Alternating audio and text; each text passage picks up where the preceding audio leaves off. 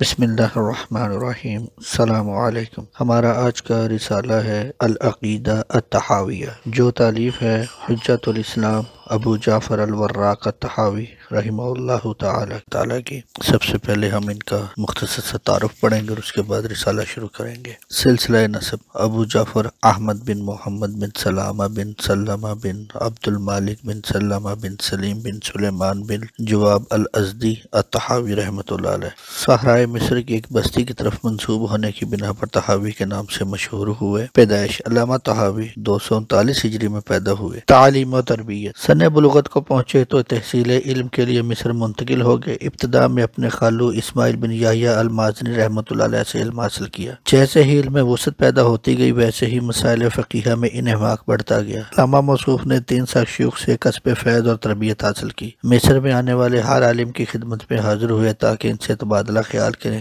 اسی طرح آپ متنوع قسم کے علوم سے مستفیض ہوئے اور علمی میدان میں اپنا لوہا منوایا۔ بہت بڑے امام، محدث، فقیہ اور محافظ دین کہلائے۔ علامہ ابن یونس رحمہ اللہ آپ کے متعلق لکھتے ہیں: امام طحاوی رحمۃ اللہ علیہ ثقہ، جید عالم، فقیہ اور ایسے دانشمند انسان تھے کہ ان کی مثال نہیں ملتی۔ علامہ ذہبی رحمۃ اللہ علیہ تاریخ کبیر میں لکھتے ہیں: امام طحاوی رحمۃ اللہ علیہ بہت بڑے فقیہ، محدث، حافظ، معروف شخصیت، ثقہ راوی، جید عالم اور زیرک انسان تھے۔ علامہ حافظ ابن کثیر البدایہ والنہایہ میں رقم طراز ہیں۔ علامہ طحاوی رحمہ اللہ جید عالم اور بلند پایہ محدث تھے۔ امام ابو حنیفہ رحمۃ اللہ علیہ سے تعلق خاطر: علامہ طحاوی رحمۃ اللہ علیہ امام ابو حنیفہ رحمۃ اللہ علیہ کے طرز استدلال سے بہت زیادہ متاثر تھے، اسی لیے عمر بھر حنفی مسلک کی نشر و اشاعت کرتے رہے۔ اسی بنا پر آپ کو حنفی مسلک کا بہت بڑا وکیل سمجھا جاتا تھا۔ تصانیف: عقیدہ طحاویہ بظاہر یہ چھوٹی سی کتاب ہے لیکن فائدہ کے اعتبار سے عظیم تر کتاب متصور ہوتی ہے۔ اس چھوٹی سی کتاب کے بارے میں علماء کا تبصرہ یہ ہے کہ علامہ طحاوی رحمۃ اللہ علیہ نے عقیدہ طحاویہ میں ہر وہ چیز جمع کر دی ہے جس کی ہر مسلمان کو ضرورت تھی۔ اس کے علاوہ معانی الآثار، مشکل الآثار، احکام القرآن، المختصر، الشروط، شرح جامع الکبیر، شرح جامع الصغیر، النوادر الفقیہ، الرد علی ابی عبید، الرد علی عیسیٰ بن ابان۔ وفات: ذی-قعدہ 2321 ہجری بروز جمعرات کو وفات پائی اور قرافہ نامی بستی میں دفن کیے گئے، رحمہ اللہ رحمتاً واسعہ۔ اب رسالہ شروع کرتے ہیں۔ بسم اللہ الرحمن الرحیم۔ توحید باری تعالیٰ۔ توفیق ازدی کے ساتھ توحید باری تعالیٰ سے متعلق ہم اس اعتقاد کا اعلان کرتے ہیں کہ بلا شبہ اللہ ایک ہے، اس کا کوئی شریک نہیں، کائنات کی کوئی بھی چیز اس کی مثل نہیں اور نہ ہی کوئی چیز اسے عاجز کر سکتی ہے۔ اس کے سوا کوئی معبود نہیں، وہ قدیم ہے جس کی ابتدا نہیں اور وہ دائم ہے جس کی کوئی انتہا نہیں۔ وہ ذات نہ فنا ہوگی اور نہ ہی ختم ہوگی۔ اس جہاں میں وہی کچھ ہوتا ہے جو اللہ تعالیٰ چاہتا ہے۔ انسانی خیالات اس کی حقیقت تک نہیں پہنچ سکتے اور نہ ہی عقل اس کا ادراک کر سکتی ہے۔ مخلوق کے ساتھ اس کی تشبیہ نہیں دی جا سکتی۔ وہ زندہ ہے، اسے موت نہیں آئے گی، وہ محافظ ہے، اسے نیند نہیں آتی۔ وہ سب کائنات کا خالق ہے، حالانکہ اسے اس کی کوئی حاجت نہیں، اور وہ سب کا رازق ہے بغیر کسی تکلیف کے۔ وہ سب کو موت کی نیند سلا دینے والا ہے بغیر کسی ڈر کے، اور سب کو دوبارہ زندہ کرنے والا ہے بغیر کسی مشقت کے۔ وہ ہمیشہ سے اپنی تمام تر صفات کے ساتھ قدیم ہے۔ مخلوق کو پیدا کرنے سے پہلے جن اوصاف سے متصف تھا، مخلوق کو پیدا کرنے کے بعد اس کے کسی وصف میں اضافہ نہیں ہوا، اور وہ اپنی جملہ صفات کے ساتھ ہمیشہ سے ہے اور ہمیشہ رہے گا۔ اللہ تعالیٰ نے مخلوق کو پیدا کرنے کے بعد اپنے لیے خالق کا نام وضع نہیں کیا اور نہ ہی بریت کو معرض وجود میں لا کر باری کا نام اختیار کیا۔ خداوند ذوالجلال کسی پلنے والے کے بغیر بھی ربوبیت کے مقام پر فائز ہے، اور وہ کسی چیز کو پیدا کرنے کے بغیر بھی خالق ہے۔ جیسا کہ وہ مردوں کو زندہ کرنے کے بعد محیّن زندہ کرنے والا کہلاتا ہے، بیائی ہی وہ زندہ کرنے سے پہلے بھی اس نام کا مستحق ہے۔ اسی طرح وہ ذات مخلوق کو پیدا کرنے سے پہلے ہی خالق کے نام کا استحقاق رکھتی ہے۔ وہ ہر چیز پر قادر ہے، ہر چیز اس کی محتاج ہے، ہر کام اس کے لیے آسان ہے، وہ کسی کا محتاج نہیں، اس کی کوئی مثال نہیں، وہ سننے اور دیکھنے والا ہے۔ خداوند ذوالجلال نے مخلوق کو اپنے علم سے پیدا کیا۔ اللہ تعالیٰ نے مخلوق کی تقدیریں بنائی۔ اس نے مخلوق میں سے ہر ایک کا آخری وقت متعین کیا۔ مخلوق کو پیدا کرنے سے پہلے اس پر کوئی چیز مخفی نہیں تھی، اور وہ لوگوں کو پیدا کرنے سے پہلے یہ جانتا تھا کہ وہ اپنی زندگی میں کیا کچھ کرنے والے ہیں۔ اللہ تعالیٰ نے لوگوں کو اپنی اطاعت کا حکم دیا اور انہیں اپنی نافرمانی سے روکا۔ کائنات کی ہر چیز اس کے ارادے کے مطابق چلتی ہے۔ اس جہاں میں اسی کی مشیت نافذ العمل ہے۔ جو اللہ تعالیٰ چاہتا ہے وہی ہوتا ہے، اور جو نہیں چاہتا وہ نہیں ہوتا۔ اللہ تعالیٰ جسے چاہتا ہے ہدایت دیتا ہے، وہ اپنے فضل و کرم سے ہر ایک کی حفاظت فرماتا ہے، اور وہ عدل و انصاف کی بنیاد پر جسے چاہتا ہے گمراہ، رسوا اور آزمائش میں مبتلا کر دیتا ہے۔ تمام دنیا اللہ تعالیٰ کی حکومت میں اس کے فضل و کرم اور عدل و انصاف کے مابین زندگی کے مختلف مسائل سے دوچار ہے۔ وہ ذات ہم سروں اور شرکا سے بلند تر ہے۔ اللہ تعالیٰ کی قضاء و قدر کو کوئی ٹال نہیں سکتا، اس کے حکم کا کوئی تعاقب نہیں کر سکتا اور اس کے فیصلوں پر کوئی غالب نہیں۔ ہم کلیتاً مکمل اس پر ایمان رکھتے ہیں اور ہمارا یقین کامل ہے کہ ہر چیز اسی کی طرف سے ہوتی ہے۔ حضرت محمد صلی اللہ علیہ وسلم، بلا شبہ حضرت محمد صلی اللہ علیہ وسلم اللہ تعالیٰ کے برگزیدہ بندے، اس کے منتخب نبی اور پسندیدہ رسول ہے۔ آپ صلی اللہ علیہ وسلم خاتم الانبیاء،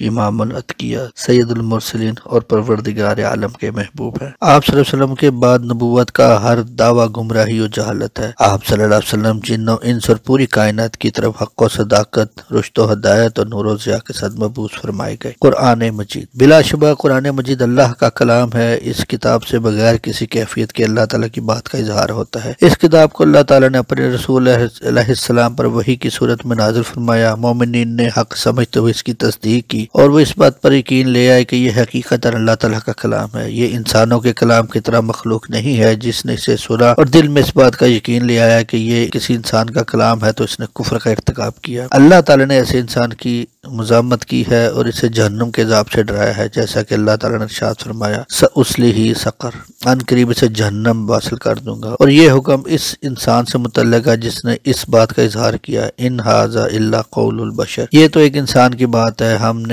اس حقیقت کو جان لیا اور یقین لیا ہے کہ یہ خالق بشر کا قول ہے اور یہ انسان کے کلام سے مشابہ نہیں ہے۔ جس نے اللہ تعالیٰ کے اوصاف کی انسان کے اوصاف کے ساتھ تشبیہ دی، اس نے کفر کا ارتکاب کیا۔ جس نے اس میں بنظر بصیرت غور کیا، اس نے نصیحت حاصل کی اور کفار کے اقوال و نظریات سے بچ نکلا اور وہ اس حقیقت کو جان گیا کہ اللہ تعالیٰ کی صفات انسان کی صفات سے مشابہت نہیں رکھتی۔ اہل جنت کا اپنے پروردگار کو دیکھنا برحق ہے، لیکن یہ رویت بغیر کسی احاطہ اور کیفیت کے ہوگی، جیسا کہ قرآن مجید میں مذکور ہے وجوہ یومئذ ناظرہ الی ربہا ناظرہ، اس روز بہت سے منہ رونقدار ہوں گے اور وہ اپنے پروردگار کے ماوے دیدار ہوں گے۔ اس کی تفسیر وہی قابل قبول ہوگی جو اللہ تعالیٰ کی منشا اور علم کے مطابق ہوگی، اور اس ضمن میں جتنی بھی رسول اللہ صلی اللہ علیہ وسلم کی صحیح حدیث وارد ہیں وہ سب معتبر متصور ہوں گی۔ ہم اس کی تفسیر کرتے ہوئے اپنی رائے اور ذاتی خواہش کو فوقیت نہیں دیں گے۔ حقیقت یہ ہے کہ اسی انسان کا دین محفوظ رہتا ہے جو اپنے آپ کو اللہ اور اس کے رسول علیہ السلام کے سپرد کر دے اور جس مسئلے میں اشتباہ پیدا ہو جائے اس کی وضاحت کے لیے کسی عالم کی طرف رجوع کرے۔ جو کتاب و سنت کے دلائل کو تسلیم نہیں کرتا اس کا اسلام لانا ہی ثابت نہیں۔ جس نے بغیر علم کے اصول دین میں گفتگو کی اور اس کی فہم و بصیرت نے تسلیم و رضا کا انداز اختیار نہ کیا، اسے خالص توحید، معرفت دین اور صحیح ایمان نصیب نہیں ہو سکتا، بلکہ وہ کفر و ایمان، تصدیق و تکذیب اور اقرار و انکار کے درمیان مذبذب رہتا ہے۔ اس کی حالت ہمیشہ شکی المزاج اور وسوسوں میں مبتلا انسان کی سی ہو جاتی ہے۔ نہ تو تصدیق کرنے والا مومن رہتا ہے، نہ ہی تکذیب کرنے والا منکر۔ اہل جنت کا خدا بند ذوالجلال کو کسی متعین کیفیت میں دیکھنا ثابت نہیں۔ اہل جنت کا اللہ تعالیٰ کو مطلقاً دیکھنا تو ثابت ہے، لیکن دیکھنے کی کیفیت متعین نہیں کی جا سکتی، اس لیے اللہ تعالیٰ کو کسی خاص شکل کے ساتھ تشبیہ نہیں دی جا سکتی۔ رب ذوالجلال والی کرام کی طرف منسوب صفات کو بغیر کسی تعویل کے تسلیم کر لینا ہی مسلمانوں کا وتیرہ ہے۔ جو بھی نفی صفات یا تشبیہ ذات کا مرتکب ہوا وہ راہ حق سے پھسل گیا۔ ہمارا پروردگار اللہ عز و جل یکتا و بے مثل ہے۔ اللہ عز و جل حدود و قیود اور جسمانی ارکان و اعضاء سے بالا تر ہے اور نہ ہی عام اشیاء کی طرح جہات ستہ اس پر حاوی ہیں۔ اس جملہ میں مشبہ اور معطلہ دو فرقوں کا رد کیا گیا ہے۔ مجسمہ اور مشبہ یہ کہتے ہیں کہ اللہ تعالیٰ کا جسم اور اعضاء ہے اور وہ باقاعدہ ان کی تشبیہ دیتے ہیں، اور معطلہ کا یہ نظریہ ہے کہ اللہ بذات ہی کائنات کی ہر چیز میں موجود ہے اور اپنی مخلوقات میں حلول کیے ہوئے ہے، اور جہات ستہ یعنی مشرق، مغرب، شمال، جنوب، اوپر نیچے میں گرا ہوا ہے، حالانکہ اللہ عز و جل ان تمام کیفیات سے بالا تر اور پاکیزہ ہے۔ لیس کمثلہ شیء وہو السمیع البصیر، اس کی مثل کوئی چیز نہیں اور وہ سننے اور دیکھنے والا ہے۔ اللہ پاک عظمت و جلال اور تمام تر صفات کمالیہ کے ساتھ متصف ہے اور اپنی ذات کے ساتھ عرش مولا پر مستوی ہے۔ ہر رات آسمان دنیا کی طرف نزول فرماتا ہے، لیکن اللہ تعالیٰ کے نزول کی کیفیت کیا ہے اس کی ہم تشبیہ نہیں دے سکتے، بلکہ ہم اس کی تمام صفات کو بیان ہی تسلیم کرتے ہیں اور ان حقائق میں کسی حقیقت کی تعویل نہیں کرتے۔ یہ جہات ستہ کا ایک چھوٹا سا فٹ نوٹ تھا۔ معراج برحق ہے، معراج برحق ہے۔ اللہ تعالیٰ نے نبی اکرم صلی اللہ علیہ وسلم کو سیر کرائی اور بیداری کے عالم میں آپ کے جسد اطہر کو معراج کرایا، پھر بلندیوں پر اللہ تعالیٰ نے جہاں تک چاہا لے گیا اور اپنی منشا کے مطابق آپ کو عزت بخشی۔ فَأَوْحَى إِلَىٰ عَبْدِهِ مَا أَوْحَىٰ مَا كَذَبَ الْفُؤَادُ مَا رَأَىٰ۔ دنیا و آخرت میں آپ صلی اللہ علیہ وسلم پر درود و سلام ہو۔ حوض کوثر برحق ہے جسے اللہ تعالیٰ نے عزت بخشی اور اسے امت کی سیرابی کا ذریعہ بنایا۔ امت کے لیے رسول اللہ صلی اللہ علیہ وسلم کی شفاعت بھی برحق ہے، جیسا کہ متعدد احادیث میں اس کا تذکرہ ملتا ہے۔ آدم علیہ السلام اور اولاد آدم سے اللہ تعالیٰ نے جو میثاق لیا وہ بھی برحق ہے۔ اللہ تعالیٰ کو ازل سے ان لوگوں کا علم ہے جو جنت میں جائیں گے اور ان کا بھی جو جہنم واصل ہوں گے، ان میں سے نہ کسی میں اضافہ ہوگا اور نہ کمی ہوگی۔ لوگوں کے وہ اعمال بھی اللہ تعالیٰ کے علم میں ہیں جو انہوں نے مستقبل میں سر انجام دینے ہیں۔ ہر آدمی کو وہی کام میسر آتا ہے جس کے لیے اسے پیدا کیا گیا۔ اعمال انجام کے اعتبار سے دیکھے جاتے ہیں۔ نیک بخت وہ ہے جس کے حق میں تقدیر ہو، اور بد بخت وہ ہے تقدیر الہی جس کے خلاف ہو۔ تقدیر کی حقیقت ہی یہی ہے کہ یہ مخلوق میں اللہ تعالیٰ کا ایک راز ہے۔ اسے نہ تو کوئی مقرر فرشتہ آگاہ ہے اور نہ ہی کوئی نبی مرسل، بلکہ تقدیر میں غور و فکر، پشیمانی، محرومی اور سرکشی کا ذریعہ بنتا ہے۔ مسئلہ تقدیر میں غور و فکر سے مکمل اجتناب کرنا چاہیے۔ اللہ تعالیٰ نے تقدیر کا علم اپنی مخلوق سے سمیٹ لیا اور اس میں فکر کے گھوڑے دوڑانے سے روک دیا، جیسا کہ اللہ تعالیٰ نے ارشاد فرمایا لا یسأل عما یفعل وهم یسألون، وہ جو کام کرتا ہے اس کی پرسش نہیں ہوگی اور جو کام یہ لوگ کرتے ہیں اس کی پرسش ہوگی۔ جس نے یہ پوچھا کہ اللہ تعالیٰ نے یہ کام کیوں کیا، اس نے قرآن مجید کے حکم کا مسترد کیا، اور جس نے اس کے حکم کا مسترد کیا وہ زمرہ کفار میں شامل ہو گیا۔ منزل من اللہ شریعت کو اعتقاداً اور عملاً ان اولیاء اللہ نے تسلیم کیا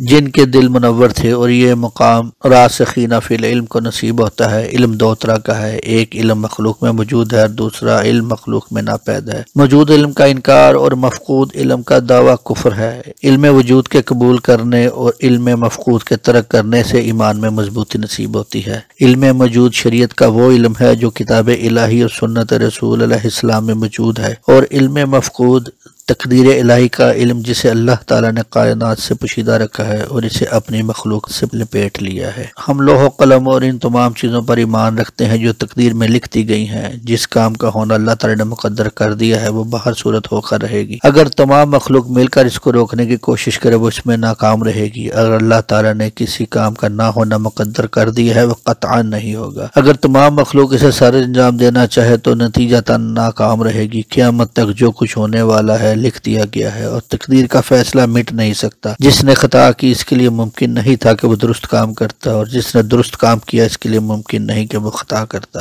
بندگان خدا کے لیے یہ لازم ہے کہ وہ اس حقیقت کو اچھی طرح جان لیں جو کچھ کائنات میں ہو رہا ہے وہ پہلے سے اللہ تعالیٰ کے علم میں ہے۔ اس کے متعلق مستحکم اور نہ بدلنے والا فیصلہ کیا ہوتا ہے، اس فیصلے کو نہ کوئی توڑ سکتا ہے اور نہ ہی کوئی اس کے فیصلوں کو زائل کر سکتا ہے، اور نہ ہی ان کو بدل سکتا ہے، نہ ان میں کمی کر سکتا ہے اور نہ ہی کوئی ان میں اضافے کی استطاعت رکھتا ہے۔ ان حقائق کو تسلیم کرنا ایمان کی پختگی، معرفت کی بنیاد، توحید باری تعالیٰ اور اس کی ربوبیت کا اعتراف ہے، جیسا کہ اللہ تعالیٰ نے ارشاد فرمایا وَخَلَقَ كُلَّ شَيْءٍ فَقَدَّرَهُ تَقْدِيرًا، اور اس نے ہر چیز کو پیدا کیا پھر اس کا ایک اندازہ ٹھہرایا۔ وَكَانَ أَمْرُ اللَّهِ قَدْرًا مَقْدُورًا، اور خدا کا حکم مقدر ہو چکا تھا۔ ہلاکت ہے اس انسان کے لیے جو تقدیر الہی کے مسائل میں جھگڑالو بنا اور بیمار دل کے ساتھ تقدیر کے مسئلے میں غور و خوض کرنے لگا۔ اپنے وہم و گمان کے مطابق غیب کی بحث و تمہیس میں چھپے ہوئے راز ہائے خدا بندی کو تلاش کرنے لگا اور تقدیر کے مسائل کو بیان کرنے میں کذاب اور افتراء پرداز بن گیا۔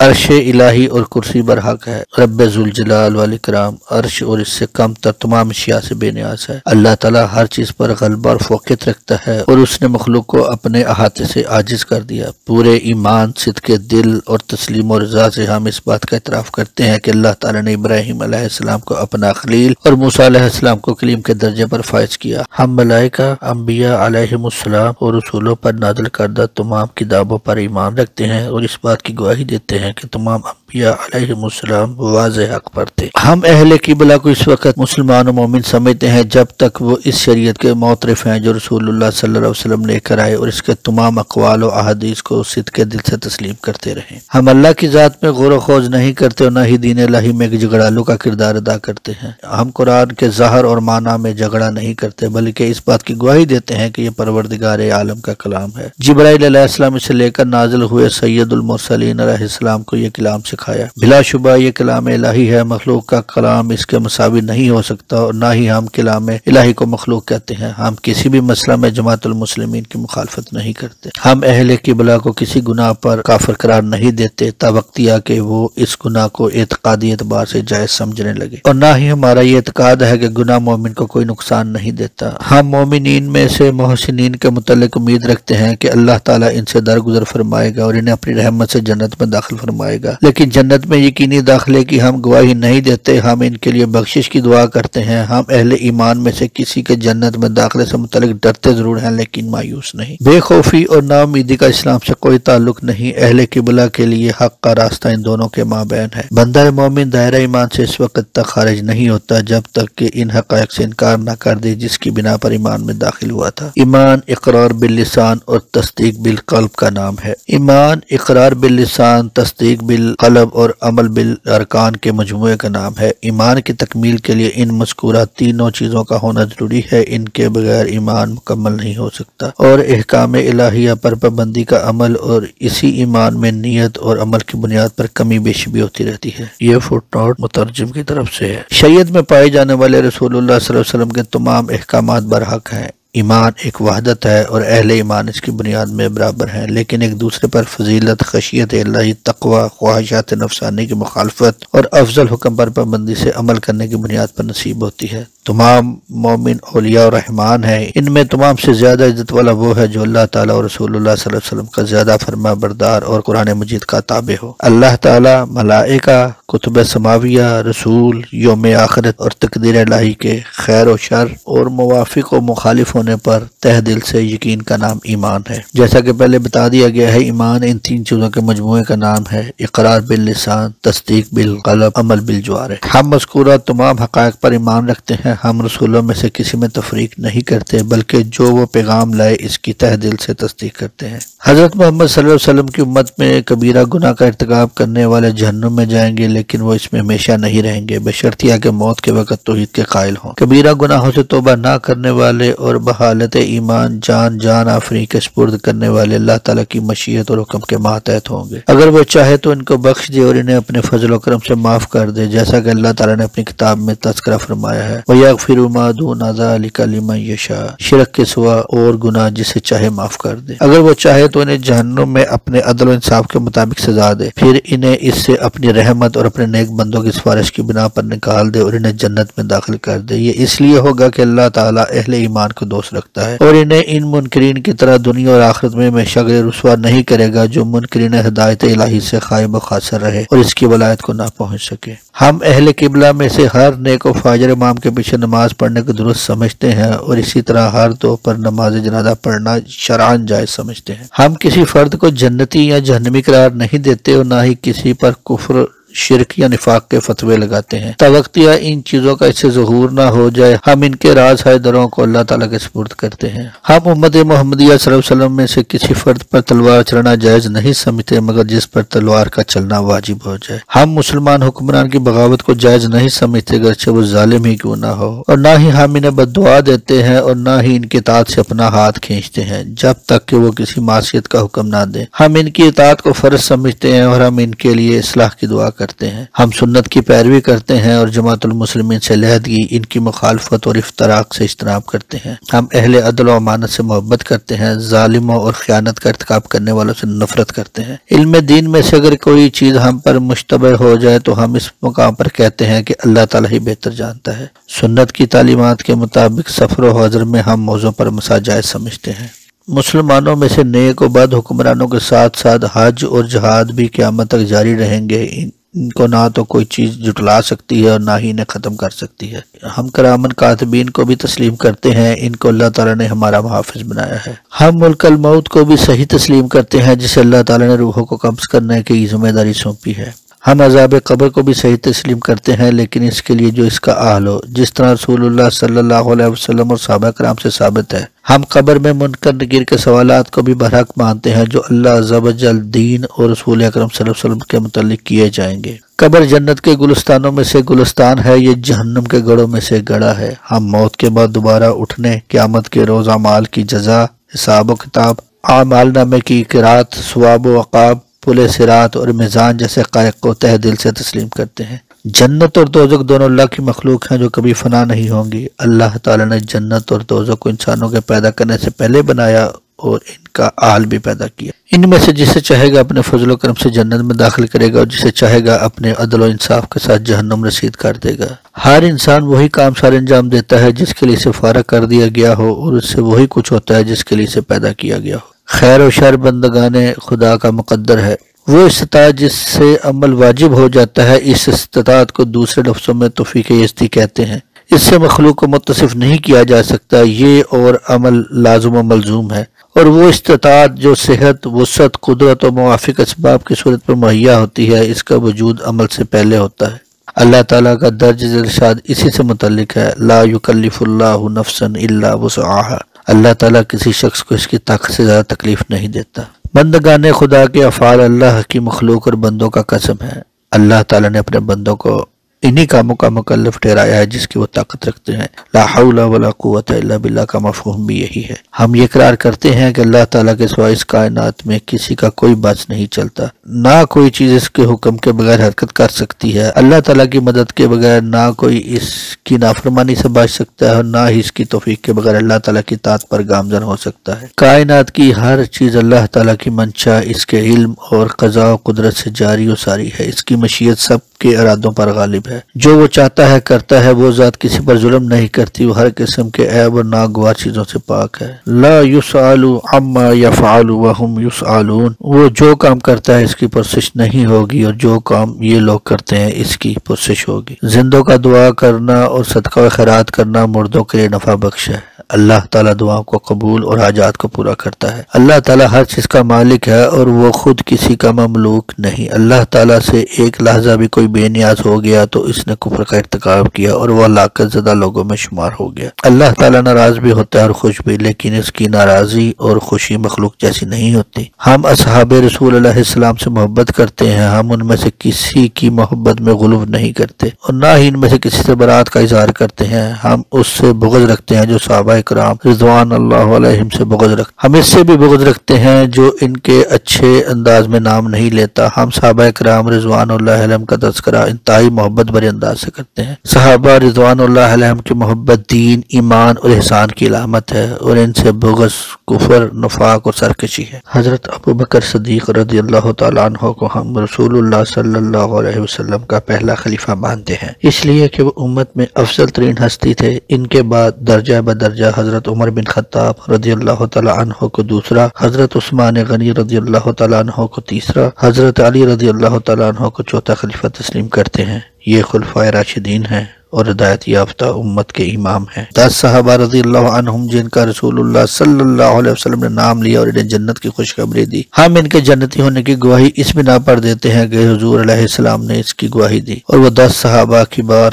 رضوان اللہ علیہم یہ ہیں: حضرت ابوبکر صدیق رضی اللہ عنہ، حضرت عمر فاروق رضی اللہ عنہ، حضرت عثمان غنی رضی اللہ عنہ، حضرت علی بن ابی طالب رضی اللہ عنہ، حضرت طلحہ رضی اللہ عنہ، حضرت زبیر رضی اللہ عنہ، حضرت سعد رضی اللہ عنہ، حضرت سعید رضی اللہ عنہ، حضرت عبد الرحمن بن عوف رضی اللہ عنہ، حضرت ابو عبیدہ بن جراح رضی اللہ عنہ۔ آپ کو امین حاضر الامہ کا لقب بھی دیا گیا، جس نے صحابہ کرام رضی اللہ عنہم، ازواج مطہرات رضی اللہ عنہم اور آپ کی پاکیزہ اولاد کے متعلق اچھا تذکرہ کیا اور انہیں ہر قسم کی اخلاقی میل کچل سے پاک سمجھا۔ اس نے اپنے آپ کو نفاق سے بری کر لیا۔ علماء سلف اور بعد میں آنے والے ان کے پیروکار بلا شبہ خیر و بلائی کے خوگر اور فکر و نظر کے حامل تھے۔ ان کا تذکرہ بھی اچھے انداز میں ہونا چاہیے، جس نے انہیں برے انداز میں یاد کیا وہ یقیناً راہ راست پر نہیں ہے۔ ہم کسی ولی کو کسی نبی پر فضیلت نہیں دیتے۔ ہمارا یہ عقیدہ ہے کہ ایک نبی تمام اولیاء سے افضل ہے۔ ہم اولیاء کرام کی کرامات کو تسلیم کرتے ہیں اور ان سے مروی ثقہ روایات کو صحیح مانتے ہیں۔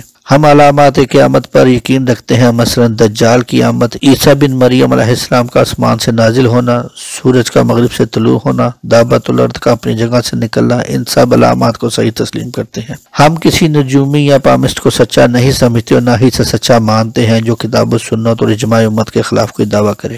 ہم الجماع کو حق اور درست جانتے ہیں اور فرقہ بندی کو کاجروی اور عذاب گردانتے ہیں۔ الجماع سے مراد جماعت المسلمین ہے اور اس کا اطلاق ان لوگوں پر ہوتا ہے جو رسول اللہ صلی اللہ علیہ وسلم کی سنت مطہرہ اور صحابہ کرام رضوان اللہ علیہم اجمعین کے طرز عمل کو اپنائیں۔ اللہ کا دین ارض و سما میں صرف ایک ہی ہے اور وہ ہے دین اسلام، جیسا کہ اللہ تعالیٰ نے ارشاد فرمایا ہے: ان الدین عند اللہ الاسلام، بلا شبہ دین اللہ کے نزدیک اسلام ہی ہے۔ اور دوسرے مقام پر فرمایا وَرَضِيتُ لَكُمُ الْإِسْلَامَ دِينًا، اور میں نے اسلام کو تمہارے لیے بطور دین پسند کر لیا۔ اور یہ دین افراط و تفریط، تشبیہ و تعطیل، جبر و قدر اور بے خوفی و ناامیدی کا مابین ایک سیدھا راستہ ہے۔ یہ ہمارا دین ہے اور ظاہر و باطن میں یہی ہمارا اعتقاد ہے۔ ہم ہر اس انسان سے بری ہیں جس نے ان باتوں کی مخالفت کی جن کا ہم نے اس کتاب میں تذکرہ کیا۔ شیخ کا رسالہ ختم ہوتا ہے۔ والسلام علیکم ورحمۃ اللہ۔